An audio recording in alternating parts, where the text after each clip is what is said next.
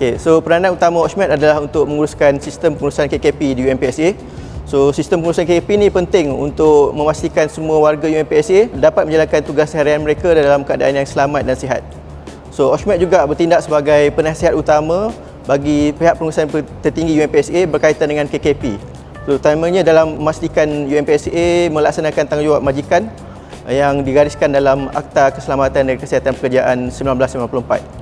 OSMED juga dipertanggungjawabkan untuk memastikan semua perundangan berkaitan KKP dipatuhi oleh UMPSA.